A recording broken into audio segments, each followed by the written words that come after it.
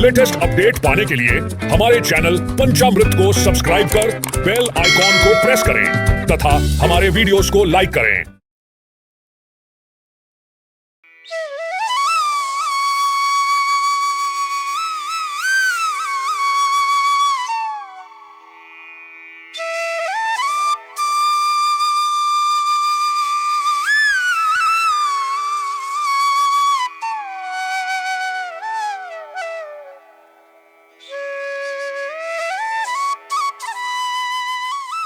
अर्जुन ने कहा, हे पुंडरीकाक्ष, अब आप कृपा करके मुझे भाद्रपद माह के कृष्ण पक्ष की एकादशी के विषय में भी बतलाइए। इस एकादशी का क्या नाम है तथा इसके व्रत का क्या विधान है? इसका व्रत करने से किस फल की प्राप्ति होती है? श्री कृष्ण ने कहा, हे कुंती पुत्र, भाद्रपद माह के कृष्ण पक्ष की एकादशी को अजा कहते हैं। इसका व्रत करने से सभी पाप नष्ट हो जाते हैं।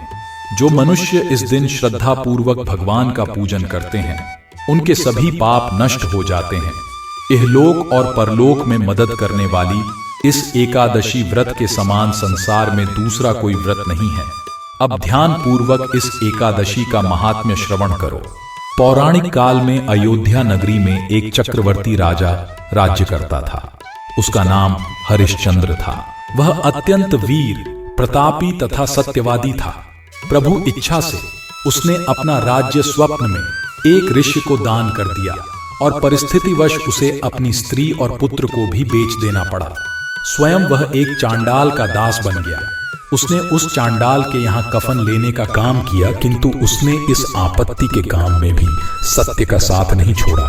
जब इसी प्रकार उसे कई वर्ष बीत गए तो उसे अपने इस नीच कर्म पर बड़ा दुख हुआ और वह इससे मुक्त होने का उपाय खोजने लगा। वह सदैव इसी चिंता में रहने लगा कि मैं क्या करूं, किस प्रकार इस नीच कर्म से मुक्ति पाऊं। एक बार की बात है, वह इसी चिंता में बैठा था कि गौतम ऋषि उसके पास पहुंचे। हरिश्चंद्र ने उन्हें प्रणाम किया और अपनी दुख भरी कथा सुनाने लगा।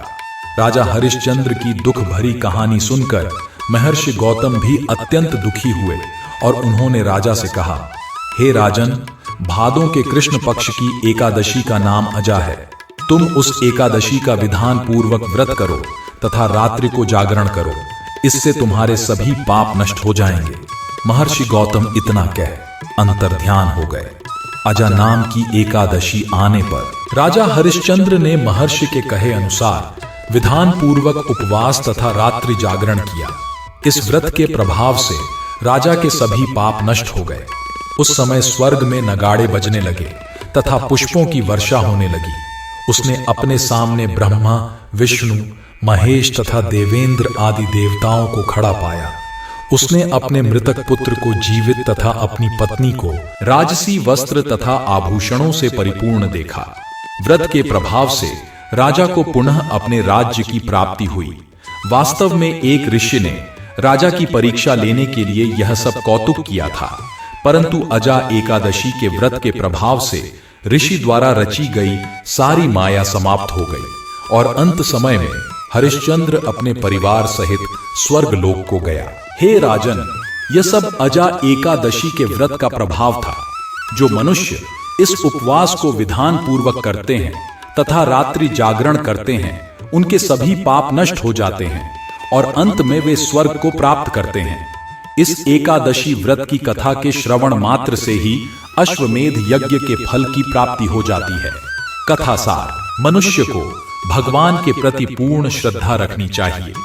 जटिल परिस्थितियों में भी जो मनुष्य सत्य का मार्ग नहीं छोड़ते, वे अंत में स्वर्ग को जाते हैं। सत्य की परीक्षा जटिल परिस्थितियों में ही होती है।